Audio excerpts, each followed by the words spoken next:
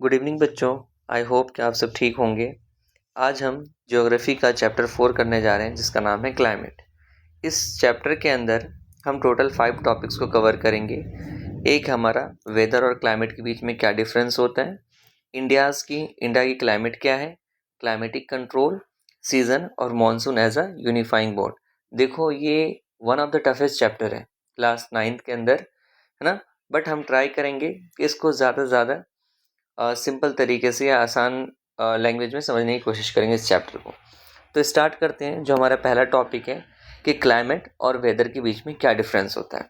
देखो, वेदर होता है स्टेट ऑफ एटमॉस्फेयर। ये आपको समझना है पहले तो। स्टेट ऑफ एटमॉस्फेयर का मतलब कुछ नहीं है नॉर्मली कि मौसम कैसा है। कहने का मतलब पता है, कभी सनलाइट ज़्यादा होगी, है ना, कभी धूप होती है, उसके साथ साथ कभी क्लाउडी मौसम हो जाता है, कभी हवा चलती है, कभी ह्यूमिडिटी होती है। तो ये सारी चीज़ों को हम क्या कहते हैं, एटमॉस्फेयर का स्टेट कहते हैं। स्टेट ऑफ एटमॉस्फेयर मतलब एटमॉस्फेयर कैसा है, इसी को हम कहते हैं स्टेट ऑफ एटमॉस्फेयर। तो जब हम वेदर की बात करते हैं ना, तो किसी एक पर्टिकुलर पॉइंट ऑफ टाइम को लेकर हम करते हैं। ठीक है, कोई एक एरिया ले लिया। फॉर एग्जांपल मैं बात कर रहा हूँ भोपाल की। ये भोपाल है। भोपाल के अंदर अगर मैं कहूँगा कि 2 बजे ना यहाँ पे एक ठंडी हवा चल रही थी। ठीक है, ये जो कोल्ड विंड यहाँ पे चल रही थी 2 बजे, ये क्या हो गया, यहाँ का वेदर हो गया। उसी तरह से शाम में किसी और तरह का क्लाइमेट वेदर होगा। उसी तरह से कल कुछ और होगा। हो सकता है कि मान लो कि जनवरी के फर्स्ट वीक में जो वेदर हो वो कुछ और हो, और जो आने वाला नेक्स्ट वीक है उसके अंदर वेदर में चेंज हो। तो वेदर जो है ना वो फिक्स नहीं होता है, मतलब time to time, even minute to minute जो है वेदर चेंज हो रहा होता है। आप देखते हो कभी धूप ज़्यादा होती है, कभी कम हो जाती है ना, कभी हवा चलती है, कभी हवा नहीं चलती है। तो मतलब एक किसी पर्टिकुलर पॉइंट ऑफ टाइम में, एक पर्टिकुलर पॉइंट पे जो है कोई भी एरिया का एटमॉस्फेयर कैसा है वो बताता है कि वेदर है। क्लियर है?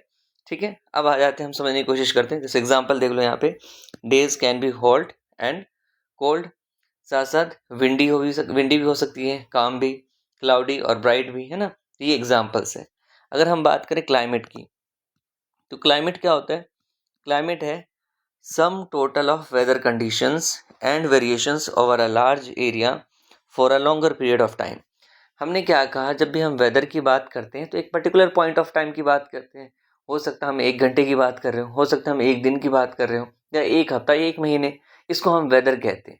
लेकिन जब हम क्लाइमेट की बात करते हैं ना, तो हम काफ़ी टाइम ऑब्जर्व करने के बाद, मतलब एक पर्टिकुलर एरिया को हमने कम से कम 30 साल तक ऑब्जर्व किया हो, और ये 30 साल कम से कम 30 साल तक ऑब्जर्व किया हो, उसके बाद बताते हैं अच्छा यहाँ पे तो जनवरी में ठंड रहती है, अच्छा यहाँ पे जनवरी में माइल्ड ठंड होती है, या फिर मान लो कि मार्च अप्रैल में यहाँ पे क्या नाम कहते हैं, गर्मी रहती है। तो ये हमने ऐसे नहीं कि आज हमने देखा और बता दिया, नहीं, it is based on the observation, जो कि कम से कम 30 साल तक के लिए ऑब्जर्व किया गया है।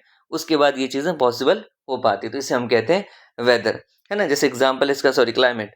जैसे एग्जाम्पल इसका मानसून टाइप क्लाइमेट, है ना।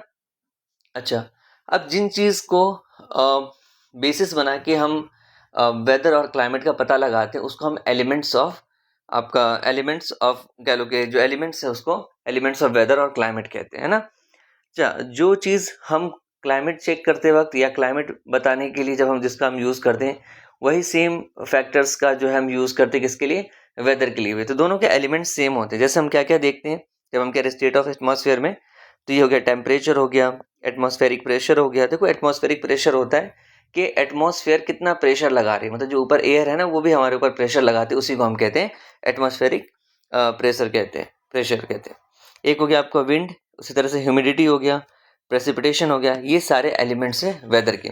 प्रेसिपिटेशन का मतलब होता है फॉलिंग, फॉलिंग को कह लो, कोई भी चीज़ जो स्काई से गिरती है उसको हम कहते हैं प्रेसिपिटेशन। इसके अंदर रेनफॉल भी आ जाएगा, स्नोफॉल भी आ जाएगी, ये सारी चीज़ें प्रेसिपिटेशन के अंदर आ जाएंगी। ठीक है, अब हम मूव करते हैं सेकेंड टॉपिक के ऊपर। तो जब ये चैप्टर का नाम ही क्लाइमेट है, तो हम बात करें कि इंडिया का क्लाइमेट किस तरह का है ना। तो इंडिया के क्लाइमेट के कुछ फीचर्स है। अच्छा, इंडिया के क्लाइमेट का नाम क्या है, एमसीक्यू में आता है नॉर्मली, तो आपको याद रखना है इंडिया का क्लाइमेट कैसा है, मॉनसून टाइप क्लाइमेट है। ठीक है ना। अभी हम पढ़ेंगे इसके बारे में डिटेल में क्या होता है। मॉनसून समझ लो नॉर्मली अ काइंड ऑफ कह लो क्लाइमेट है जिसका नाम मॉनसून टाइप क्लाइमेट, है ना।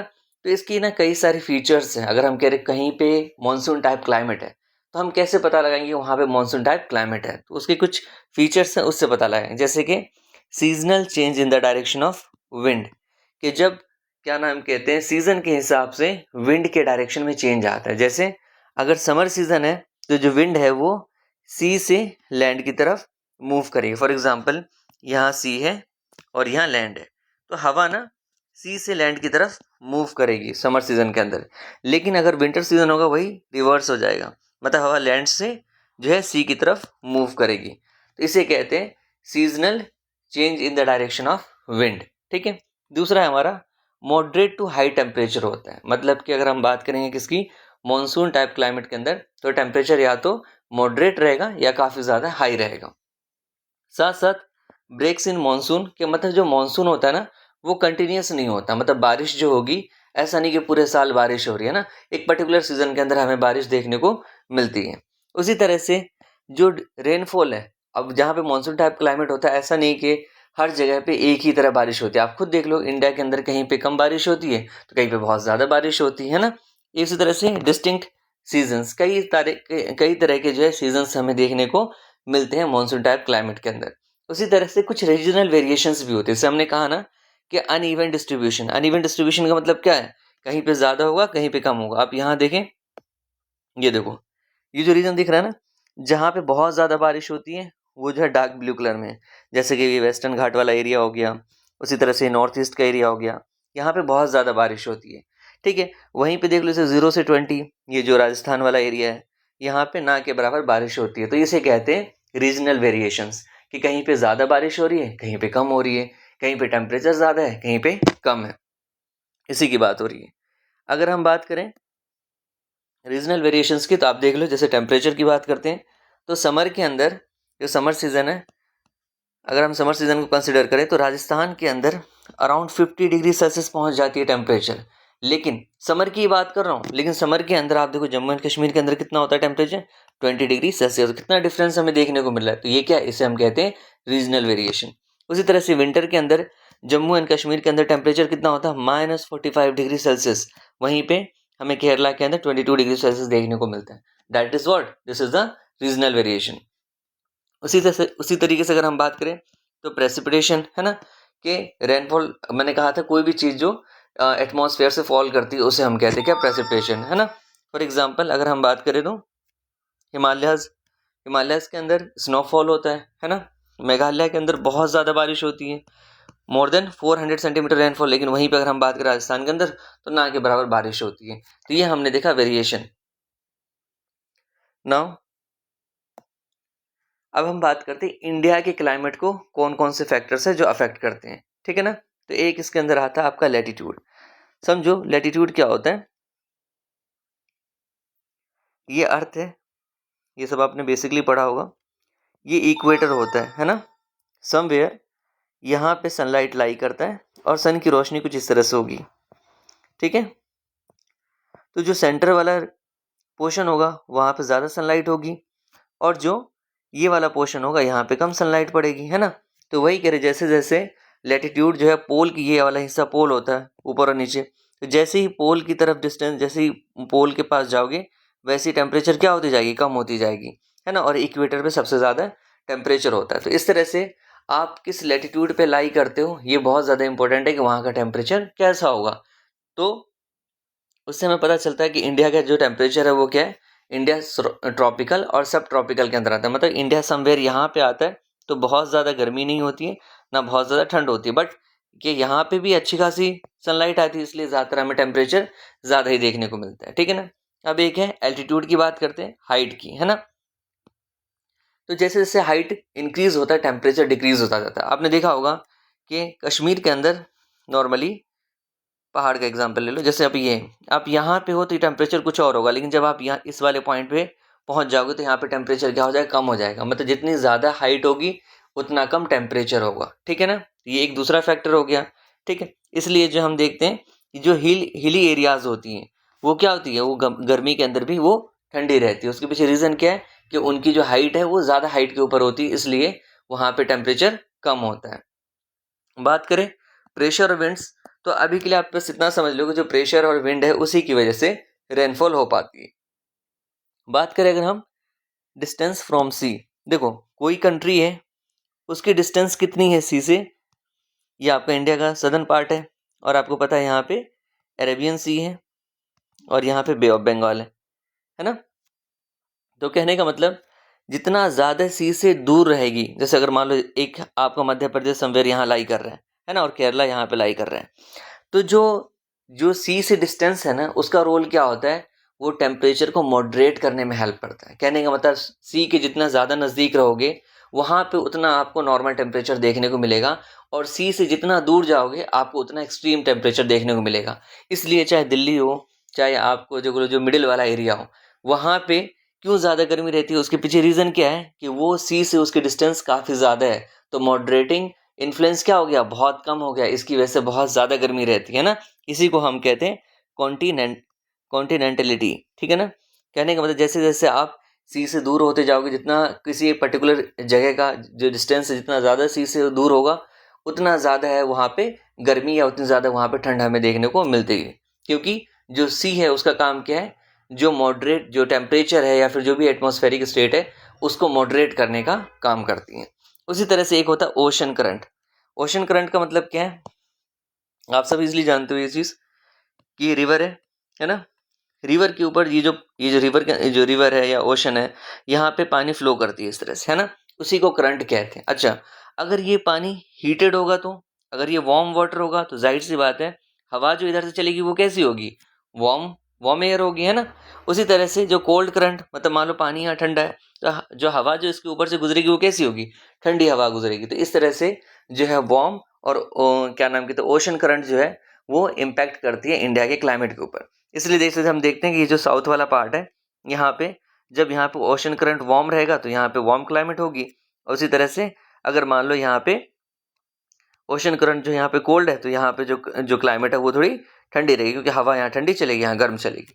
इस तरह से हमें समझना है किसे, ओशन करंट को। अब बात करते हैं रिलीफ। रिलीफ का मतलब होता है कि लैंडस्केप, नॉर्मली समझ लो, है ना। तो जैसे एग्जाम्पल मैं क्या बात कर सकता हूँ रिलीफ की, तो रिलीफ का एग्जाम्पल है जैसे कि आपका माउंटेन के लो, है ना। आपने देखा होगा जैसे हमारा इंडिया है, तो ये है हमारा, और ये नॉर्थ में ये वाला पार्ट, जैसे यहाँ पे समवेयर इंडिया इस तरह से लाई कर रहा है, तो यहाँ पे क्या आपका हिमालय है ना, यहाँ से यहाँ तक आपका हिमालय रन करता है। तो आपको पता है क्या होता है, ये किस तरह से इम्पैक्ट करता है, ये एक्ट एज अ बैरियर करता है। कहने का मतलब एक दीवार है ना, तो दीवार के आर पार आप मूव नहीं कर सकते हो, है ना। उसी तरीके से जब यहाँ से जो सेंट्रल एशिया है ना, यहाँ से बहुत ठंडी हवा आती है।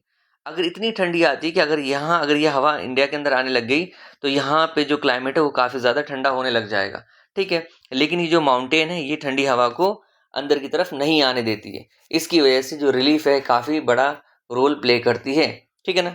जैसे कि हमारे यहाँ हिमालय जो है वो कोल्ड जो विंड है उसको इंडिया के अंदर नहीं आने देती है, ठीक है। तो ये हो गया हमारा जो कौन कौन से फैक्टर्स है जो इंडिया के क्लाइमेट को इम्पैक्ट कर रही है ना। Now moving to the next topic. अब ये है फैक्टर्स अफेक्टिंग इंडियाज क्लाइमेट, ठीक है। अभी हमने ये देखा कि किस तरह से अलग अलग चीज़ें जो है वो क्लाइमेट को इम्पैक्ट करती है ना। इंडिया के सेंस में भी हम देख रहे हैं अभी कि जैसे एक लैटिट्यूड है, लैटिट्यूड मैंने कहा कि डिपेंड करता है कि आप किस लैटिट्यूड पे हो।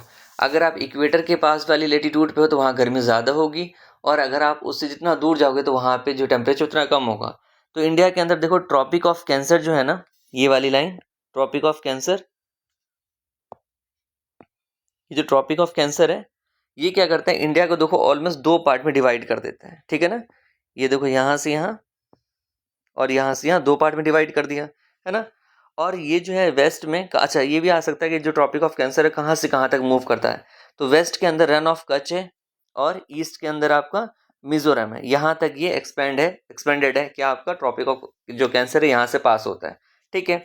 अब जो एरियाज, अब देखो ये वाला जो रीजन है ना समवेयर यहाँ पे इससे नीचे जाओगे तो ये इक्वेटर वाला रीजन है ना। तो इक्वेटर के पास जो है सबसे ज़्यादा गर्मी होती है ना।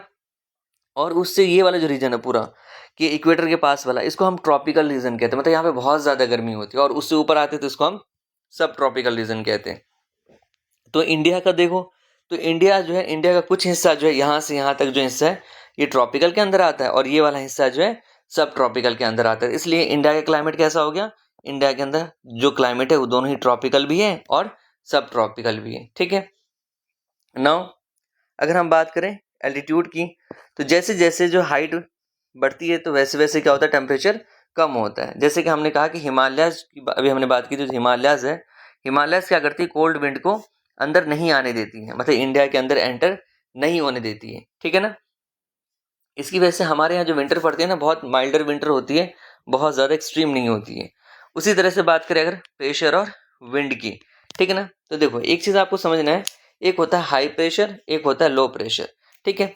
कोई भी चीज़ जो मूव करती है ना, वो हाई प्रेशर से लो प्रेशर की तरफ मूव करती है। आप सबने पढ़ा होगा साइंस के अंदर, कोई भी चीज़ हाई प्रेशर से लो प्रेशर की तरफ मूव करती है। तो होता है क्या, विंड के जो विंटर है, विंटर के टाइम पे जो है हिमालयाज और जो इंडियन, जो देखो high pressure over Himalayas and low pressure over Indian ocean, ठीक है। यहाँ पे जो है ये हिमालयाज वाला एरिया आपको पता है, यहाँ पे हाई प्रेशर क्रिएट हो जाता है, ठीक है, विंटर के अंदर। और जो बाकी एरियाज है, ये जो इंडियन ओशन वाला एरियाज है, यहाँ पे लो प्रेशर क्रिएट हो जाता है, ठीक है ना।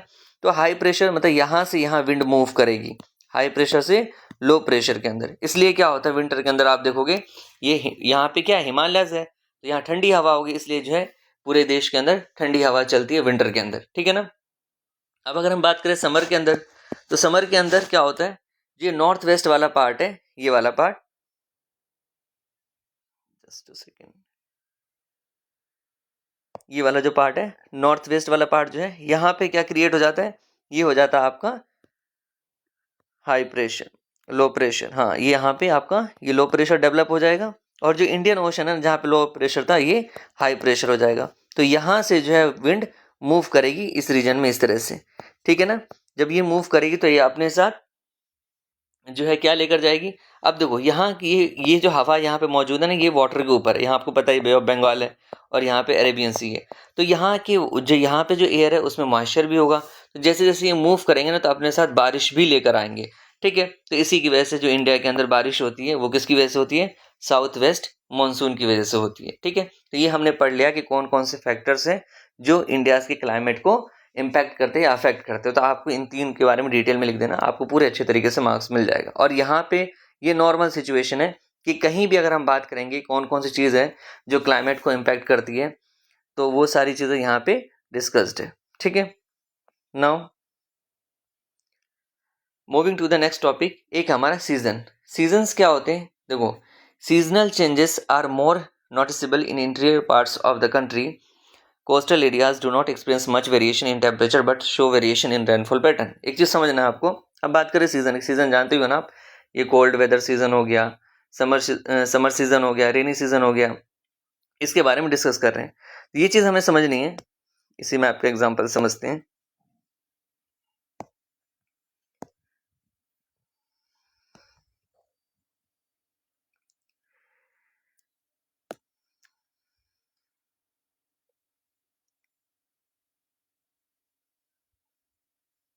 ठीक है, जैसे हमने अभी पढ़ा था, क्या याद करो कि ये जो ओशन वाला एरिया होता है, ये सब ओशन है यहाँ पे है ना, ये अरेबियन सी है, यहाँ पे बे ऑफ बंगाल है, ये क्या है, वाटर बॉडीज है।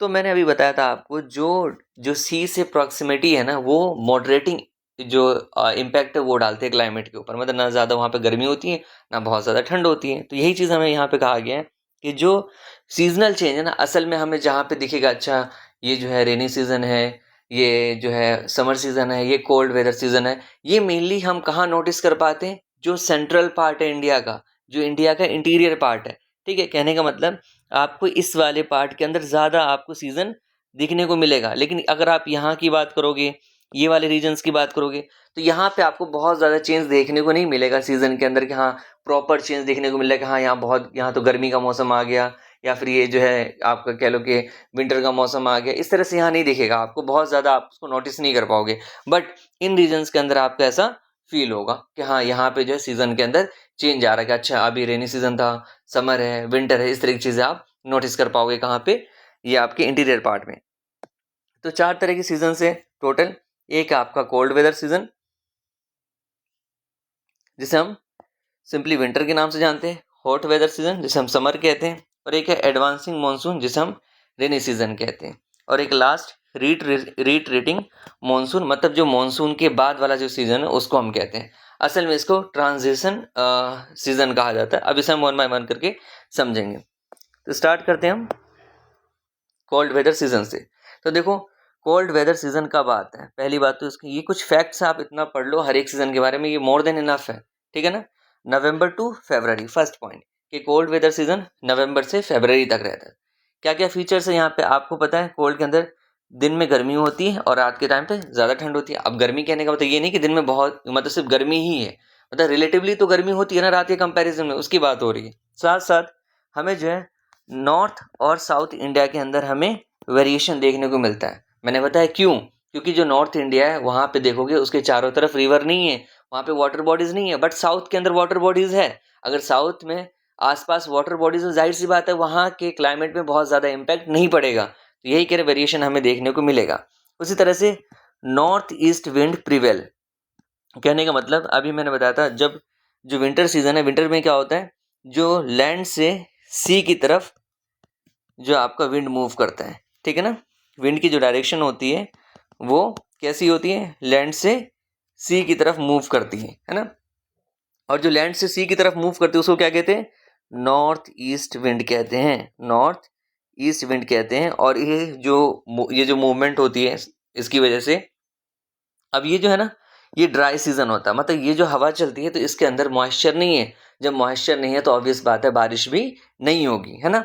और हमें कुछ कंडीशंस देखने को मिलती है, क्या, स्काई क्लियर होता है, टेम्परेचर कम होता है, साथ साथ ह्यूमिडिटी भी कम होगी, है ना। इस तरह की चीज़ें हमें देखने को मिलती है। अच्छा, एक और फैक्ट है जो कि आपको ये 2 वर्ड में भी, 2 मार्कर में भी आ सकते हैं और साथ साथ जो MCQ में भी आ सकते हैं। एक टर्म है महावत, ये आपको बताना चाहिए महावत क्या होता है। देखो कई बार नॉर्मली क्या है कि विंटर के अंदर बारिश नहीं होती है, लेकिन कई बार जब बारिश हो जाती है विंटर के अंदर तो वो किसकी वजह से होता है, वो होता है वेस्टर्न साइक्लोनिक डिस्टर्बेंसेस की वजह से। बस आपको ये ध्यान रखना है। और वो जो विंटर के अंदर जो रेनफॉल होती है उसी को हम क्या कहते हैं, महावत कहते हैं।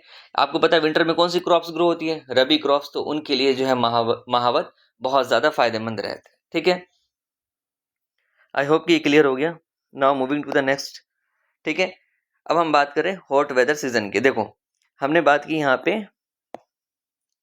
नवंबर टू फरवरी, ठीक है। फरवरी के बाद क्या आता है, मार्च। तो मार्च से जो मई का पीरियड है ना उसे हम कहते हैं हॉट वेदर सीजन, ठीक है। इसके अंदर क्या है, पहला जो क्यों होता है, ये तो नॉर्थ वर्ड मूवमेंट ऑफ सन, जो सन है ना वो नॉर्थ की तरफ मूव करता है। देखो कहने का मतलब जो सन की है, सन की डायरेक्शन जैसे से मूव होगी, जहाँ जहाँ सन की सनलाइट, जहाँ पे सनलाइट ज़्यादा पड़ेगी वहाँ पे गर्मी होगी। तो इस केस में क्या होता है, ये जो इंडिया वाला हिस्सा है ना वो सन के जो सन है वो इंडिया वाले हिस्से के नज़दीक आ जाता है। तो इसकी वजह से क्या होती है, यहाँ पे समर सीजन होता है ना।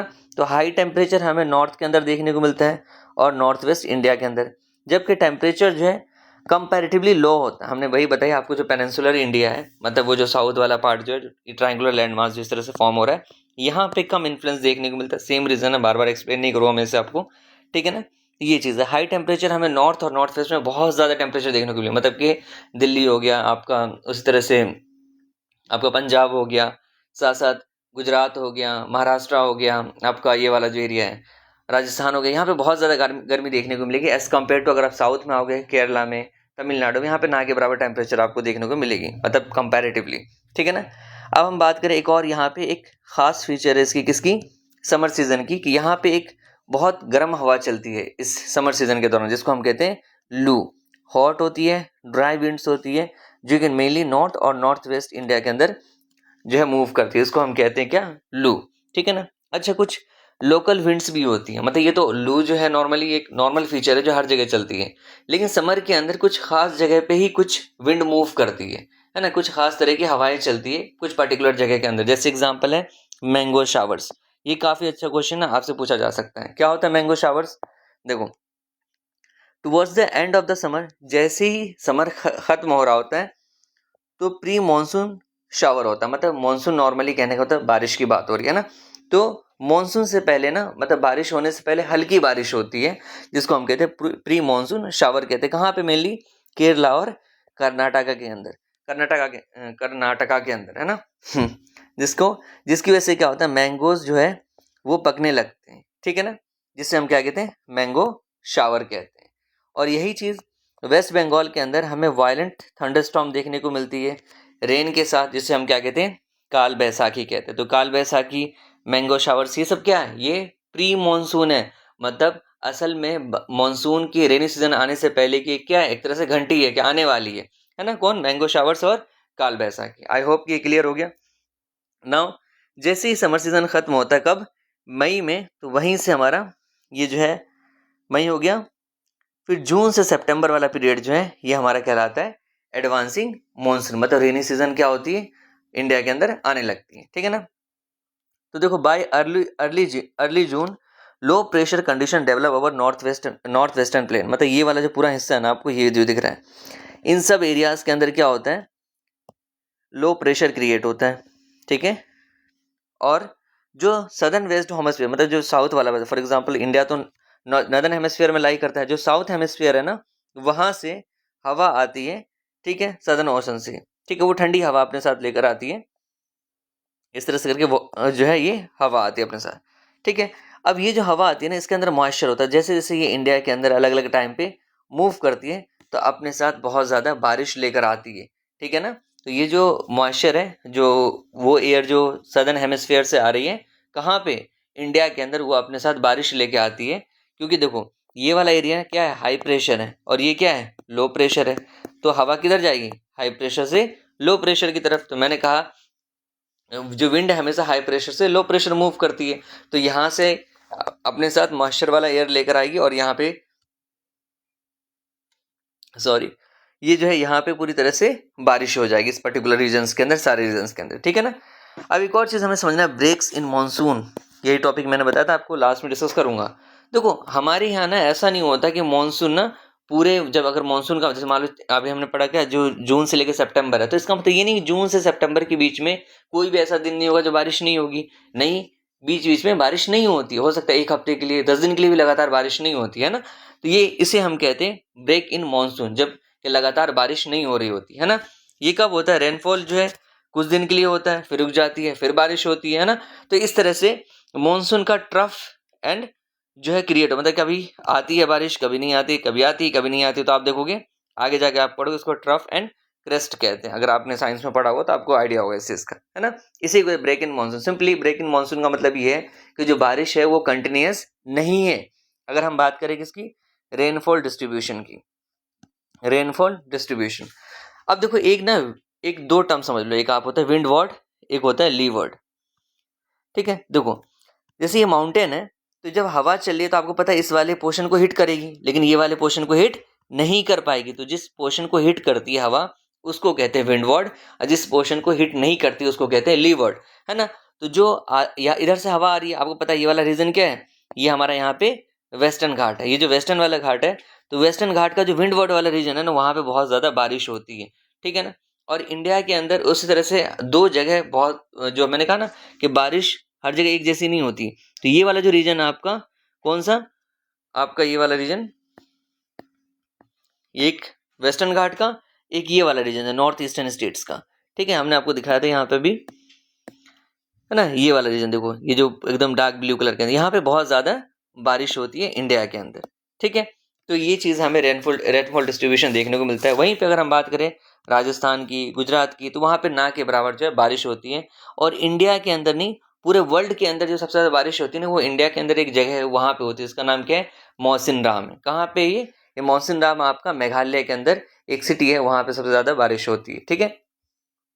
Now moving to the last one, या हम बात करें रीट्रेटिंग मानसून का। देखो ये हमने पढ़ा यहाँ जून टू सितंबर होता है, अब अक्टूबर से नवंबर, देखो नवंबर में फिर से क्या आ जाएगा, नवंबर में फिर से आपका विंटर सीजन स्टार्ट हो जाएगा। रीट्रेटिंग मानसून का मतलब क्या है, जो बारिश आई थी, बारिश फिर से धीरे धीरे क्या होने लगती है, डिसअपियर होने लगती है, बारिश फिर से लौट के जाने लगती है, ठीक है। तो ये कहते हैं apparent movement of the sun towards the south causes the south west monsoon trough to weaken. हमने देखा था कि जो है जैसे समर आया था, समर सीजन जब आया था, उस वक्त सन की जो मूवमेंट है वो नॉर्थ की तरफ चली गई थी, अब ये फिर से साउथ की तरफ चली जाती है ना। तो जिसकी वजह से क्या, जो लो प्रेशर का एरिया डेवलप हुआ था वो धीरे धीरे हाई प्रेशर सिस्टम से क्या होता है, खत्म हो जाता है। तो भाई लो प्रेशर था तभी तो हवा आ पा रही थी वहां पे, जो बारिश लेकर आ पा रही थी, अब वो लो प्रेशर खत्म हो जाएगा तो जाहिर सी बात है वो मानसून वाली विंड भी नहीं आएगी। जब मानसून वाली विंड नहीं आएगी तो बारिश खत्म हो जाएगी धीरे धीरे करके, इसी को कहते हैं रिट्रीटिंग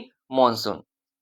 जो साउथ वेस्ट मानसून है वो कमज़ोर पड़ जाती है और धीरे धीरे खत्म हो जाती है, और बाय अक्टूबर तक जो है ये मानसून पूरी तरह से नॉर्दर्न प्लेन से, मतलब खास तौर से इस वाले रीजन से हट जाती। ये जो रीजन है यहाँ पे थोड़ी बहुत होती है नाउ, ठीक है। और अक्टूबर और नवंबर ये, अच्छा, रिट्रीटिंग मानसून का जो पीरियड है इसी को ट्रांजिशन पीरियड कहा जाता है। आप खुद देखो यहाँ पे, अभी आपने देखा, इससे पहले हमने देखा रेनी सीजन है, मानसून है, मानसून से फिर क्या आ जाएगा, विंटर आ जाएगा, तो बीच में क्या आ रहा है, रिट्रीटिंग मानसून आ रहा है। तो मतलब मानसून से जो आपका विंटर सीजन के बीच को गैप है उसको कौन फिल कर रहा है, रिट्रीटिंग मानसून। तो देखो ट्रांजिशन का काम हो रहा है ना, कि मानसून से फिर से विंटर पे आ गया, जो साइकिल है फिर से रिपीट करने लगेगी, है ना। ना एक लास्ट टॉपिक है, ये भी अच्छा क्वेश्चन है, डायरेक्टली आता है 4 मार्क्स के क्वेश्चन में, कि मानसून को क्यों यूनिफाइंग बॉन्ड कहा जाता है। यूनिफाइंग बॉन्ड का मतलब जो सबको एक करे, ठीक है। तो देखो जब मानसून आती है ना, तो एक क्या है, मानसून एक सीजनल विंड है, जो जब भी मानसून आती है तो काफी जगह इंडिया के अंदर बारिश होती है, ठीक है। और जब बारिश होती है तो पूरे देश के अंदर क्या होता है, एग्रीकल्चर एक्टिविटीज फ्लोरिश होगी, भाई पानी तो चाहिए एग्रीकल्चर करने के लिए, तो जितनी ज्यादा बारिश होगी उतना अच्छा एग्रीकल्चर होगा। जो रिवर वैलीज है, ठीक है, वो इस वाटर को कैरी करती हैं, और सही कई सारे जो है जो रिवर है उसके अंदर पानी आ जाता है। मानसून का मतलब क्या, बारिश होना, तो बारिश आएगा तो जाहिर सी बात है जो रिवर वैलीज है वहां पे भी बारिश आएगी। उसकी वजह से क्या होता है, पूरे इंडिया के अंदर फेस्टिवल सेलिब्रेट होते हैं, हार्वेस्टिंग होती है, फूड हैबिट्स जो है ये सारी चीज़ें इम्पैक्ट करती है। तो कहीं ना कहीं सभी एक जो खुशी का जो एक रीज़न बन जाता है ना, एक मानसून बन जाता है इंडिया के अंदर, इसलिए मानसून को एज अ यूनिफाइंग बॉन्ड कहा जाता है। एक और बहुत अच्छा टॉपिक है, लास्ट वन, ठीक है। आई नो कि वीडियो बहुत लेंदी होगी बट दिस इज इम्पोर्टेंट, है ना। कोरियोलिस, कोरियोलिस फोर्स क्या होता है, देखो नॉर्मली क्या होता है कि जो अर्थ की रोटेशन है ना, उसकी वजह से जो अर्थ है ना, इस तरह से ये वेस्ट टू ईस्ट मूव करती है। आपको पता है ये वाला पार्ट वेस्ट है और ये ईस्ट है, तो वेस्ट टू ईस्ट क्या करती है, मूव करती है। उसकी वजह से क्या होता है, जो विंड की असल डायरेक्शन है वो चेंज हो जाती है। कहने का मतलब कोई विंड इस तरह से जा रही है तो वो आपका ये इस तरह मूव जा रही है ना, तो ये अर्थ के रोटेशन की वजह से इसकी डायरेक्शन इस तरह से हो जाती है। इसी को कहते हैं कोरियोलिस फोर्स, मतलब अर्थ के रोटेशन की वजह से जो विंड के डायरेक्शन में चेंज आ जाता है उसी, वो किस फोर्स की वजह से होता है, कोरियोलिस फोर्स की वजह से, और इसी को हम फेरल लॉ कहते हैं। और ये चीज़ उल्टा हो जाती है, ये सदर्न हेमिस्फीयर में, ये नॉर्दर्न हेमिस्फीयर की बात कर रहा हूँ मैं, और सदर्न हेमिस्फीयर की बात करूँ, सदर्न हेमिस्फीयर के जैसे ये इस तरफ जा रहा है तो ये क्या हो जाएगा, ये लेफ्ट की तरफ डिफ्लेक्ट हो जाएगा, ठीक है ना। इसे हम कहेंगे क्या, ये आपका क्या है, ये है आपका कोरियोलिस फोर्स का इम्पैक्ट जो विंड पे हमें देखने को मिलता है। आई होप कि ये चैप्टर आपको इजीली समझ में आ गया होगा। इसके नोट्स में डिस्क्रिप्शन में लिंक डाल दूंगा, वहां से आप इसको एक्सेस कर लेते हैं। इनकेस अगर वहां से एक्सेस नहीं हो पाता है तो आप चैनल के डिस्क्रिप्शन में जाओगे तो वहां पे नोट्स का सेक्शन है, तो वहां पे सबकी लिस्ट बनी हुई है, क्लास वाइज, चैप्टर वाइज और सब्जेक्ट वाइज, तो आप वहां से जाके नोट्स को ईजिली एक्सेस कर सकते हो, ठीक है। Thank you, have a good day.